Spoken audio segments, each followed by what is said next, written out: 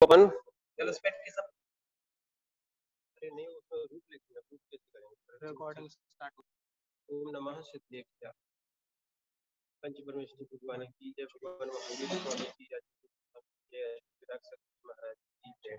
आज अपन देख रहे हैं आपके पास व्हाट्सएप आ चुका है, सब लोग देख लें।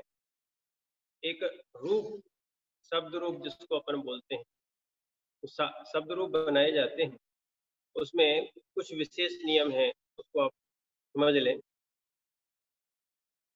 11वां अध्याय निकाल लो, एकादश 83 पेज।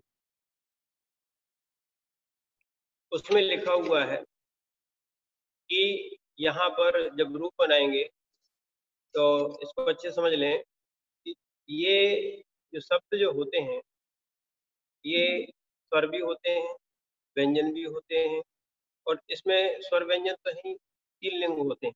कौन कौन से? पुरुष लिंग, स्त्रीलिंग और नपुंसक लिंग। फिर इसमें बता रहे हैं वचन भी होते हैं। इसमें कितने होते हैं? एक वचन, एक वचन, बहुवचन, क्योंकि यहाँ पर द्विवचन नहीं होता। तो आज अपन इसको पढ़ते हैं। कल आपको एक वो चार्ट भी भेज दिया था, उसमें आप देख लें। जो कर्ता है, पहला क्या है? कर्ता। दूसरा क्या है? कर्म। मैंने पहली विभक्ति क्या है? कर्ता। दूसरा क्या है? कर्म। तीसरी विभक्ति क्या है? करण। चौथा है संप्रदान। पांचवा क्या है? अपादान। छठवा क्या है? संबंध। सातवां क्या है? अधिकरण। और आठवां अगर कहा जाए संबोधन। ठीक है, यह संबोधन जो है प्रथमा के बाद भी रख सकते हैं, क्योंकि संबोधन विभक्ति है प्रथमा जैसी होती है। कुछ थोड़ा बहुत परिवर्तन होता है, अन्यथा वो वैसी होती है। प्रथमा के बाद जब जी स्वातंत्र आदि व्याकरण में उनको प्रथमा के बाद ही रखा है। तो आज अपन पढ़ते हैं संस्कृत में जो प्रत्यय होते हैं वैसे इसमें प्रत्यय होते हैं।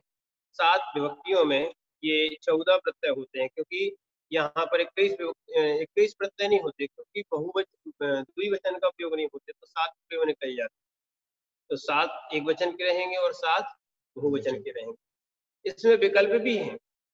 क्या है? अगर एक नहीं तो दूसरा आप लगा सकते हैं।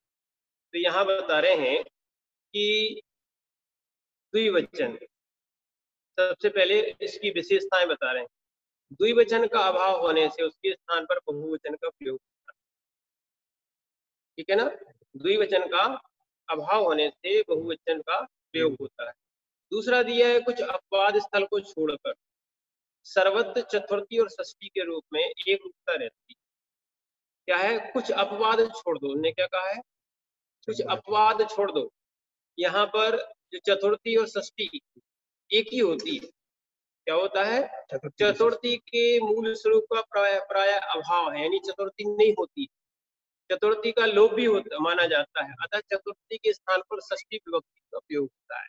यानी जो प्रत्यय षष्ठी के हैं वही चतुर्थी में लगेंगे, चतुर्थी नहीं होती। ये प्राकृत में ध्यान रखना, और कुछ अपवाद स्थल को छोड़कर। ठीक है, ये अपन आज समझ लें। फिर उसके बाद बता रहे हैं, आज अपन उसके प्रत्यय याद करेंगे। तीसरा है ऋकारांत शब्दों का अभाव है। यानी है यहाँ पर री है ही नहीं, अपन जब वही नहीं मिलेगा, स्वर ही नहीं है, तो उसका रूप कैसे बनाओ? तो री का अपन पहले पढ़ चुके हैं, रीकार शब्द नहीं पाए जाते। और एकारांत, ऐकारांत, उकारांत, औकारांत शब्द का भी अभाव है। क्या है? हाँ, अच्छा, एक और इसमें दिया है, दूसरा नंबर नीचे का फुटनोट है, उसमें लिखा है ऋकारांत संस्कृत संज्ञाएं प्राकृत में अकारांत या उकारांत हो गई। अपन ने कहा था री का क्या होता है? आ, ई, उ और री, ए, कितनी बनती है? तो यहाँ पर कहा है ऋकारांत संज्ञाओं का क्या कर दिया? प्राकृत में अकारांत या उकारांत हो गई। ठीक है, अतः अकारांत या उकारांत के समान रूप चले। ठीक है, प्रथमा यानी प्रथमा एक वचन में री को आ आदेश भी होता है, बड़ा आ। जैसे ऋकारांत शब्द है कर्ता, कर्त्री था, नीचे देखो, नीचे फुटनोट में लिखा हुआ है। आप लोगों को भी शायद व्हाट्सएप में आप खोल के देख सकते हैं कि यहाँ पर एक पेज ने दिया है, व्हाट्सएप किया है, उसमें आप देख लें कि कर्त्री शब्द था, शब्द क्या था, कर्त्री। तो कर्त्री का कर्ता बना, क्या बना, हाँ। तो भी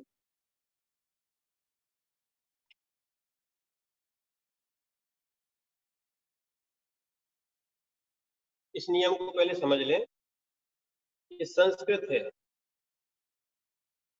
संस्कृत, ठीक है। संस्कृत में कर्त्री था, ठीक है, हाँ, कर्त्री, ये देखो, कर्त्री, ये ऋकारांत है, कौन सा है, इसका संस्कृत में बना कर्ता। हाँ बैठो, क्या बना, कर्ता, संस्कृत में ही बना है, कर्ता, ऐसा बन गया कर्ता, ठीक है। और प्राकृत में क्या बनेगा, कत्ता, क्या बनेगा, अपन कत्ता के रूप चलाएंगे। ये ऋकारांत अकारांत में बदल गया, किसमें बदल गया, आकारांत में बदल गया। ऐसी हरत्रा, देखो यहाँ पे क्या नाम, सुमित भाई, यहाँ ये समझा रहे हैं कि यहाँ ऋकारांत तो होता नहीं, अब रूप कैसे चलाओगे, चतुर्थ विभक्ति भी नहीं होती यहाँ, षष्ठी और चतुर्थ विभक्ति एक हो जाती है ना, कुछ अपवाद कुछ हो। ये तो संस्कृत के शब्द है। हाँ रूप चलेगा, इसीलिए तो पहले आपको हमने क्या पढ़ा दिया, ध्वनि परिवर्तन। ध्वनि परिवर्तन नहीं पढ़ाते तो आपको समझ में नहीं आता, ठीक है ना, इसीलिए पहले ध्वनि परिवर्तन हो गया।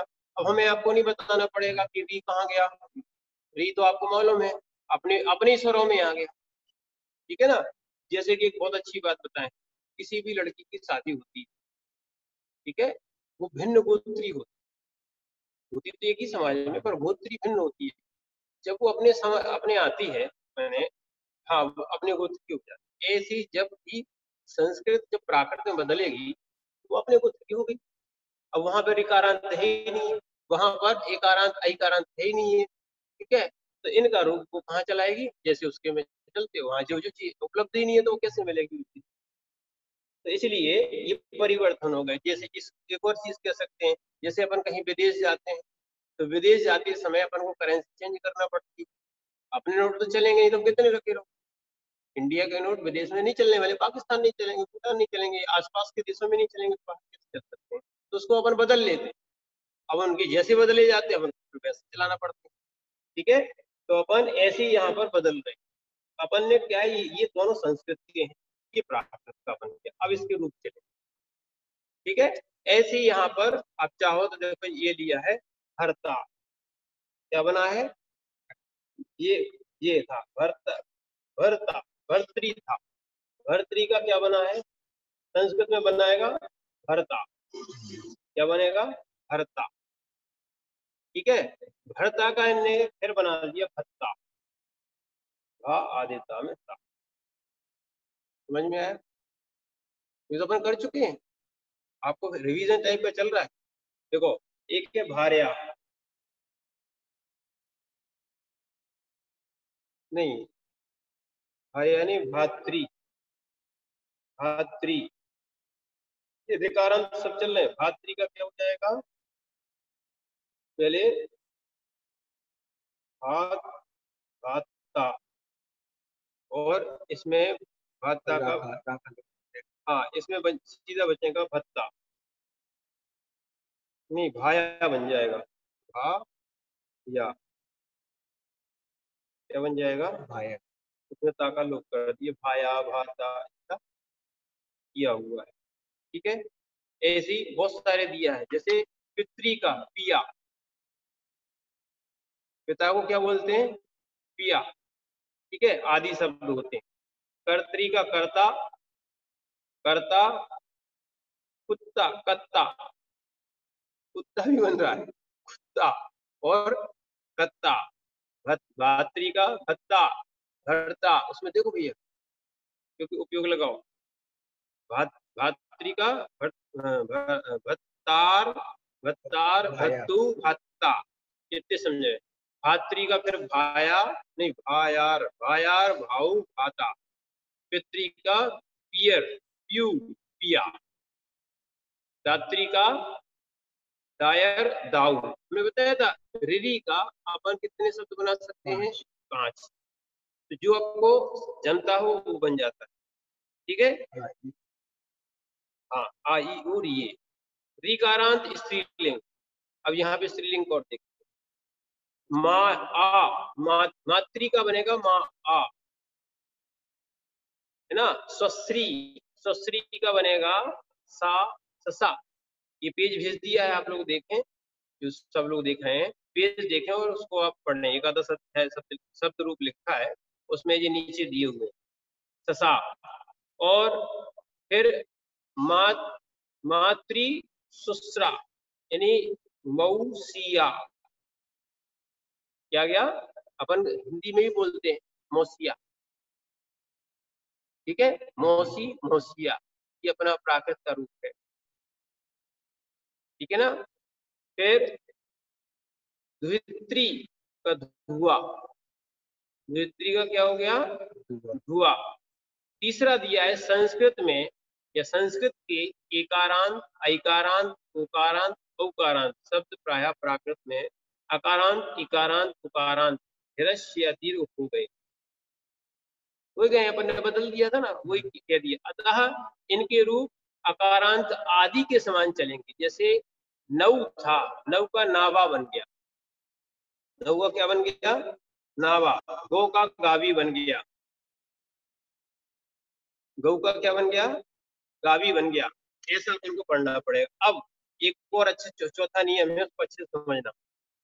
क्या दिए हैं, ये पूरा पहले ऊपर 5वां दिया है, उसी को व्यंजनांत शब्द स्वरांत बन गए हैं, यह ना 5वां नियम। क्या बन गए हैं, व्यंजनांत शब्द क्या बन गए, स्वरांत। नीचे चौथा नंबर फुटनोट है, उसमें लिखा है संस्कृत व्यंजनांत शब्द प्राकृत में स्वरांत हो गए हैं, ठीक है ना। अपन ने लिखा था ना जो स्वर, देखो उसमें 3 चीजें होती, व्यंजन से स्वर जब बनाते हैं, पदांत जिसको अपन ने बोला था पदांत, पदांत का लोप भी होता है, पदांत का अनुस्वार भी होता है, पदांत को स्वर भक्ति भी होती है। देखो वो काम आई कि नहीं है, हमने कहा था ये आपको दिमाग में रखना पड़ेगा।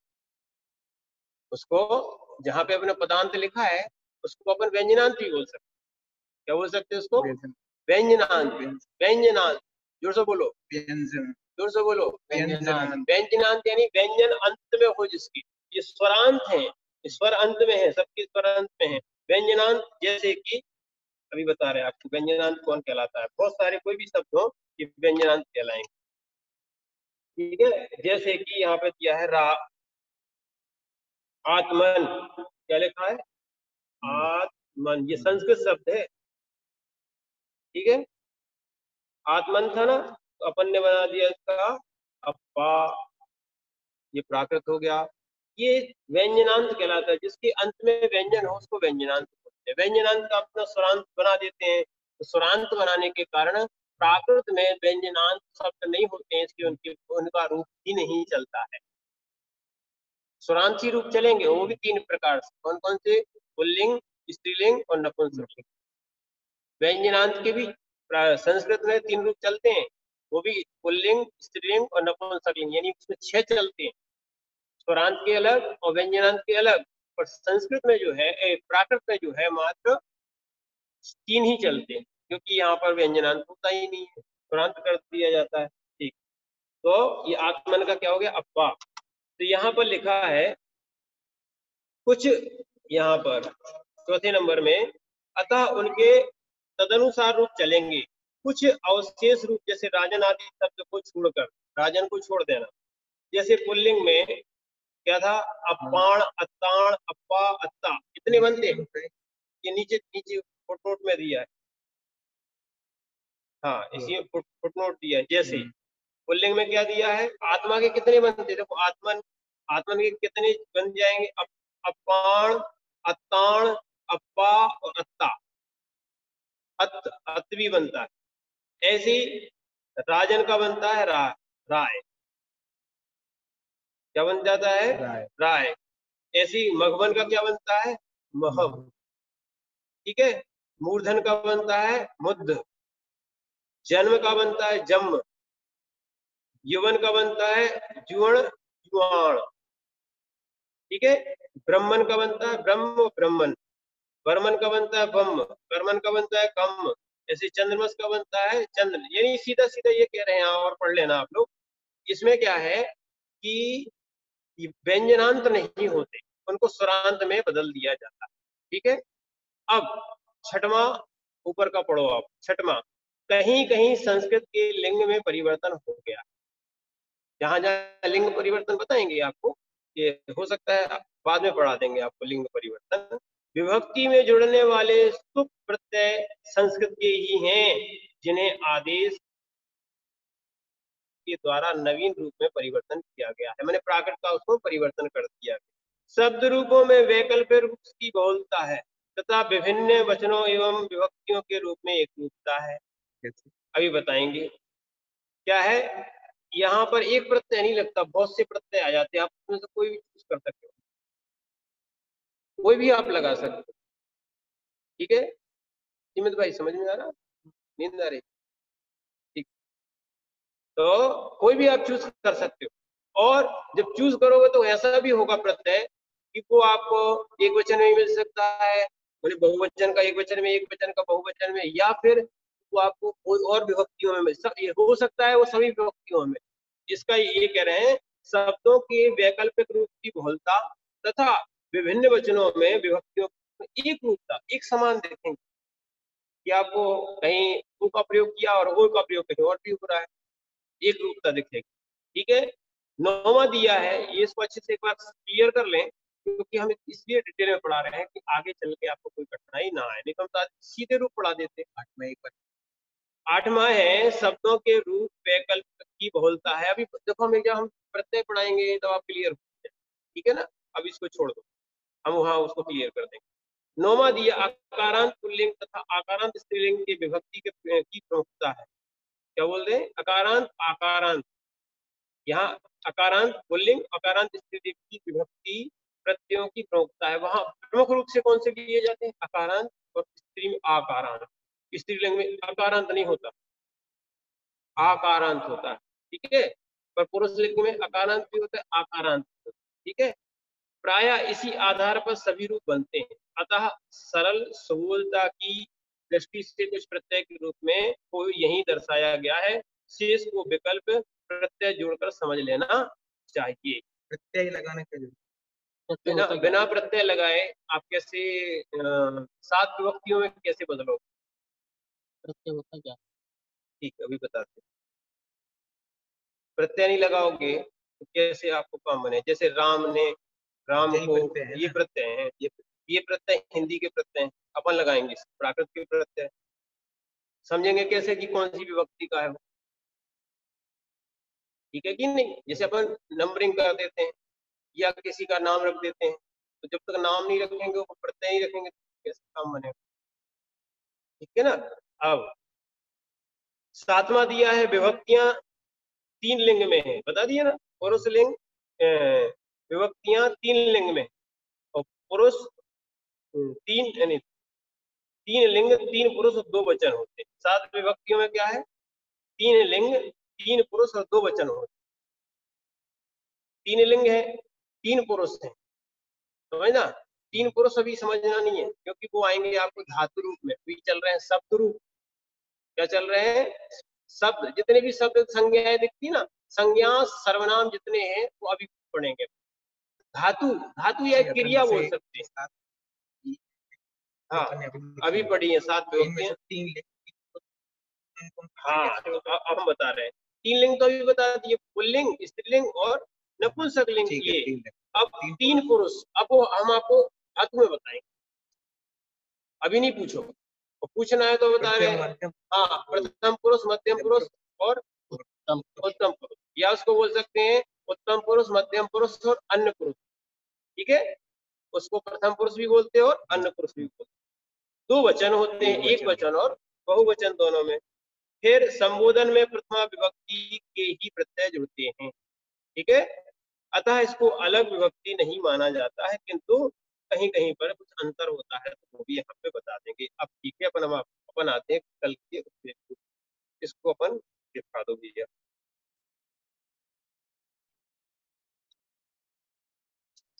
देखो कल आपको ये बताया था,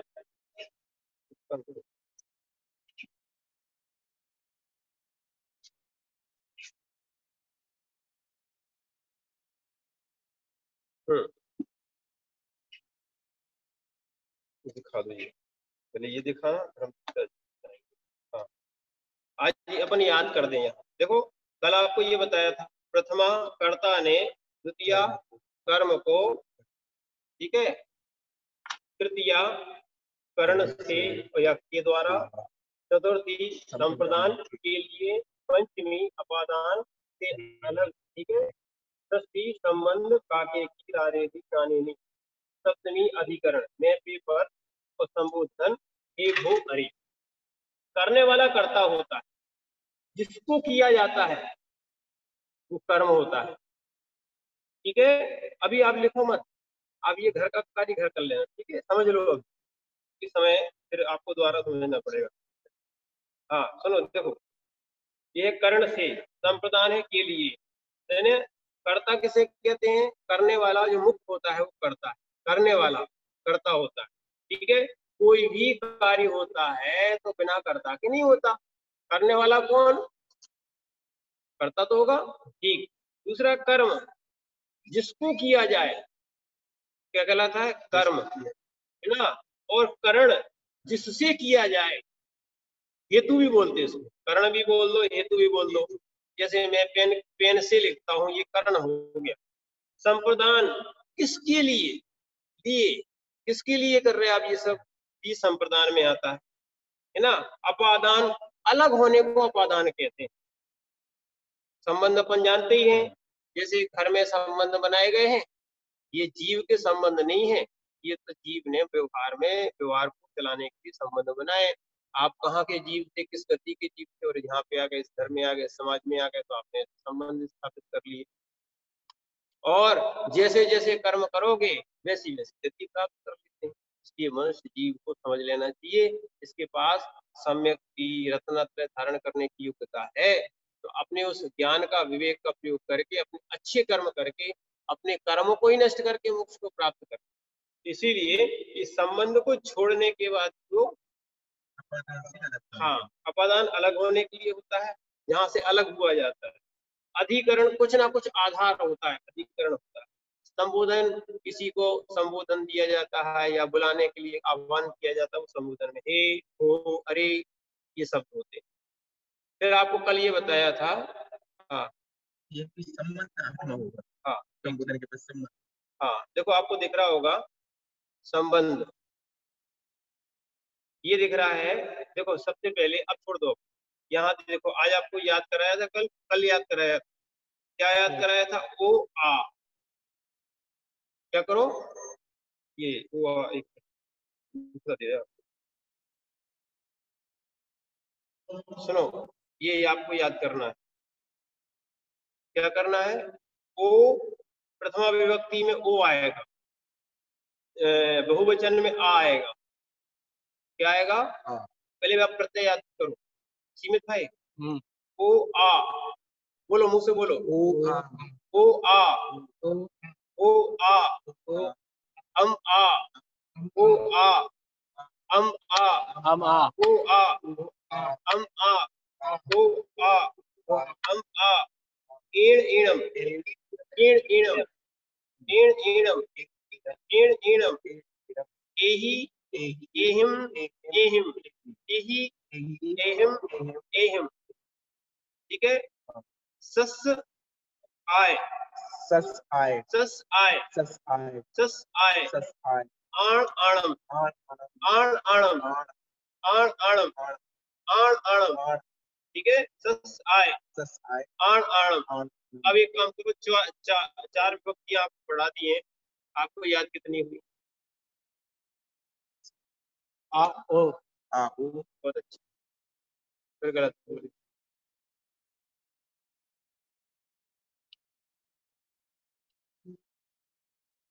हाँ बोलिए, इसलिए कह रहे थे हम तो याद करा रहे हैं। आऊ आ हम आ एण एणम एण एण एण एणम एही एहिम एहिम। निकलने पर बात कर अभी तो दो ही हुई, समाज दिया हुई आ ऊ आ हम आ कितनी सी तो एण एणम एण एण एण एणम एण एही एहिम एहिम। एण कर लिया तो एणम बिंदी लगाना, एही कर लिया तो समय बिंदी लगाना, ठीक है। एण एणम है ना, तो ओ आ हम आ एण एणम एही एहिम एहिम। फिर सस आय सस आण आणम, सस आय आण आणम, ये चौथी विभक्ति होगी। सस आय आण आणम, ठीक है। ओ हाँ हम आ ऊ आ एही एही एक एक एक एक जन सुनाएगा, सुनाओ। ये थोड़ा सा आपको डिफिकल्ट लगेगा, ठीक है। अब इसको अपन को एक जो हम वो आपको बता रहे हैं ट्रिक, इसको अपन ने याद कर लिया ना, हमारे पास चार्ट चार्ट से समझे। अभी लब आया था तो समझ में नहीं आ रहा, उसको अभी बता दिया, उसको पूरा याद हो गया। और एक चार्ट याद होने से तुम्हें अकारांत तो होगा, इकारांत उकारांत सब हो जाएंगे, ठीक है। एक फायदा है उसको, वो हमें इस चार्ट बताएंगे, पहले आपको हम ये याद करना, ठीक है। तो पंचमी विभक्ति में थोड़ा सा एक आपको दिक्कत आएगी। पहला तो दीर्घ करना, क्या करना है पहला, उसको दीर्घ करना है। क्या करना है, दीर्घ करना है। फिर उसके बाद ओ तो एक और ध्यान रखना, जब तो आएगा आदिता में ता लिखा है, दीर्घ माने होता है जैसे देव आएगा तो देवा है ना, उसको दीर्घ कर दिया, दीर्घ माने बड़ा कर दो। बताया था एक ह्रस्व होता है वो दीर्घ होता है, इसको दीर्घ का यही प्रत्यय कहलाते हैं। सुनो, आपने प्रश्न किया था प्रत्यय किसे कहते हैं, जो शब्द के पीछे लगाए जाते हैं उन्हें प्रत्यय कहते हैं। हाँ नहीं, सुनो, जो शब्द के पीछे लगाए जाते हैं उन्हें प्रत्यय कहते हैं। क्या बोलते हैं अपन, अरे यार फिर क्या शब्द बोलते के हो? बाद में लगा जो शब्द के बाद में लगाए जाते हैं वो प्रत्यय कहलाते हैं, जो शब्द के पहले लगाए जाते हैं वो उपसर्ग कहलाते हैं। शब्द के पहले लगाए जाते हैं वो उपसर्ग कहलाते हैं, और जो शब्द के बाद में लगाए जाते हैं उन्हें प्रत्यय कहते हैं। प्रत्यय धातु के भी प्रत्यय होते हैं और प्रत्यय जो है ना शब्द के भी होते हैं। ये अभी शब्द रूप चल रहे हैं, इनके प्रत्यय धातु यानी क्रिया, धातु क्रिया कहलाएगी, ठीक है। शब्द ये है, संज्ञाएं शब्द बोलते हैं, सर्वनाम शब्द बोलते हैं। तो पंचमी विभक्ति देखें क्या है, ओ तो, याद करो, ओ तो हु हिंदो ही, ओ तो हु हिंदो। सुनो पहले एक का नाम करो, ओ तो हु हिंदो, ओ तो हु हिंदो, पढ़ो। ही नहीं करो अभी नहीं करो, ये पांच पांच पांच करना है। अब की कोई बात बताएंगे, ऐसा हो ही भी है और आ भी है, नीचे अलग से आ होने के बाद उसमें दीर्घ नहीं हुआ इसलिए अलग से लिखा है। इनमें सब में दीर्घ करना पड़ता है। हाँ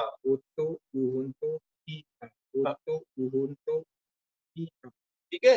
अब ऐसे ही आपको कहाँ चलना है, बाजू में, यानी बहुवचन में दीर्घ, पहले दीर्घ करेंगे। ओ तो ओ हिंदो, इधर तक तो आपने याद किया, वैसे हम कह रहे हैं चार याद करो। ओ तो उ हिंदो, जैसे हमने अभी आप कह रहे थे ना कि ऐसा क्यों होगा, ये प्रत्यय समानता एकरूपता कैसी पाई जाएगी, ये समान नहीं हो गए, बहुवचन में भी वही लग रहे हैं और एक वचन में वही दिख रहे हैं। देखो ऐसे ही क्या, ओ तो उ हिंदो सुन तो, यहाँ सुन तो जुड़ जाएगा, क्या जुड़ जाएगा, सुन तो। फिर एक और नीचे लिखा है ये सुन तो अही एही, क्या लिखा है, वो सुन तो अही और एही लिखा ना, पर इसमें दीर्घ नहीं होगा, ये बात है ना। ये सुन तो अही और एही, ये जो का त्यों हो जाए। ये पांचवा थोड़ा सा कठिन है, ओ तो उ हिंतो ही, ओ तो उ हिंतो ही आ, क्या है? तो हिंतो ही आ, हिंतो ही आ, ठीक है। और ओ तो इनका इसके बाद में फिर एक अब बता देते हैं। हाँ ठीक है ना। और फिर इसमें दीर्घ पहले याद करना, दीर्घ ओ तो उ हिंतो ही, वैसे ही इसमें करना ओ तो उ हिंतो सुनतो। ओ तो हाँ हिंतो सुनतो, ऐसे ही देखो, ए सुनतो आही एही, एसंतो आही, ठीक है ना। एसंतो आही, हाँ बड़ा का अही, हाँ अही आही, अही एही, एसंतो आही, ठीक है। एसंतो आही, ठीक है। अब षष्ठी में याद करो, सस, सस, सस मात्र सस। सस, देखो चतुर्थी षष्ठी एक है, आण आणम, आण आणम, चतुर्थी षष्ठी एक है। अब सप्तमी, सप्तमी में अपन कर सकते हैं। हाँ एक मिनट, एक काम करना, थोड़ा सा सुधार दे रहे, एम्मी, क्योंकि आ का ए हो जाता है, सुनो यहाँ ए जोड़ दो, एम्मी एमी, क्या करना है इसको, आ का ए हो जाता आ का ए हो जाता है, इसको ऊपर तो लिखा ही है, इसको पुस्तक में कर दे रहे। चलो Emmay Amy, Emmay Emmay, एसु एसु एसुम, एसुम, एसु एसुम, Amy Amy, Emmay Emmay, एसु एसुम। एसु एसु, और एसु एसु, हाँ ये देखो, ये लिखा है जीरो, जीरो का अर्थ होता है, सुनो संबोधन में कुछ नहीं, ओ आ और आ, ठीक है ना, समझ गए। अब हम आपको बता रहे हैं कि ये कैसे होते हैं, इनका रूप कैसे बनता है। ये है देव के रूप। कौन के रूप हैं? अपन देव के रूप आज पढ़ते हैं। और आज आपको याद करना है, कल क्या है, अष्टमी है, इसलिए कल क्लास नहीं लगेगी। सुनो, एक वचन में बनेगा देवो, देवो देवा, देवो देवा, देवम, ठीक है। देवम देवा, हाँ देखो, देवो देवा, अब आ गया ओ देवो, आ, देवो है ना। देवा, इधर देवम, इधर इधर इधर देखो, ओ आ, हाँ, अम आ, हम, ठीक है, एडम, एण एणम, देवेडम, एही एही एही, हाँ, आगे समझ में। देव लिखा है, मात्र देव में जोड़ते जा रहे हैं, देवेडम, है ना। फिर है देवस्य देवाय, देवाण देवाणम, आय सस आय, आण आणम, आ गया। देवाड़म, ये चतुर्थी देवाड़, है देवाड़ देवाड़म, ना।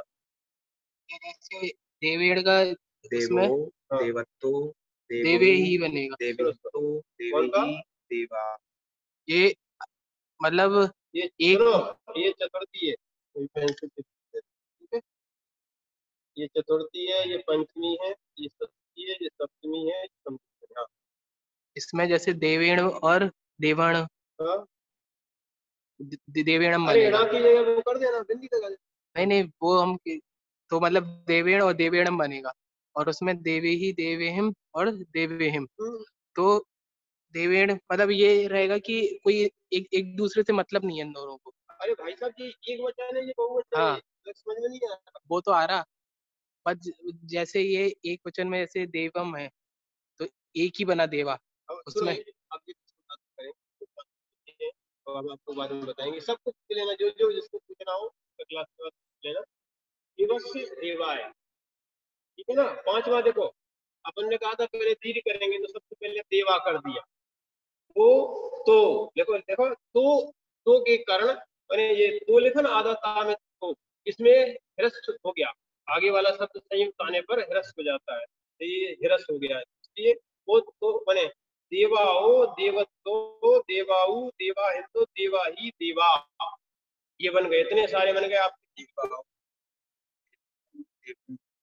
देवे, हाँ, आप किसी को भी रख सकते हो। अब देखो, फिर इसमें देवाओ, देवत्तो, देवू, देवीहिम, देवसंतो, देवेही, देविस, देवे संतो, देवी, ठीक है। अब इसमें बता रहे हैं देवस्य देवाण, देवाणम, तो देवाणम, देवाण देवाण, देवाणम, ठीक है।